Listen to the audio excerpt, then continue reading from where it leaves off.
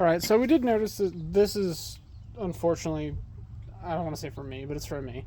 That there is from the vehicle, and we can see if we look down in here, there is a leak coming from somewhere, and unfortunately I didn't bring with my coolant pressure tester so I could find where it's leaking from, but off of the spatter, I'm going to say the water pump is leaking.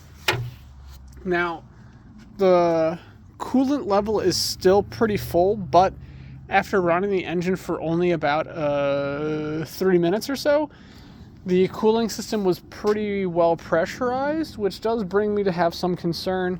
Now, that being said, without having a pressure gauge on there, you won't be able to tell much, but in the few minutes that it did take to get up to operating temperature, the few minutes that I had it running, it said that it was at operating temperature, but by touching the upper radiator hose, it is bone cold, so that tells me that there might be something going wrong there. Now, we did notice that there is an axle seal leak on the front right there, front left,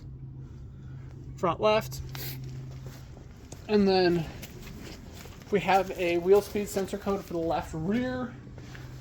That could be a wheel speed sensor, but that could be something else like the wiring. And then we do have the differential cover leaking in the rear as well. The tires are getting a little low in the rear, but they still have some tread life left.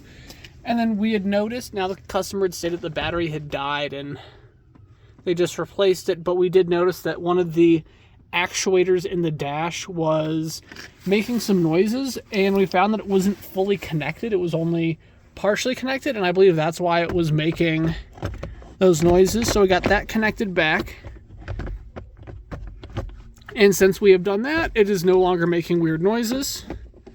We're gonna have to put that back in a minute, but that's what we found so far. And then as well as there's that pretty bad tick when the engine is running, but we're gonna keep looking at some stuff and see if we can find anything else. We're also gonna see if we can check oil pressure, see if it's got an actual pressure gauge or if it's just got a dummy switch, but we'll find out.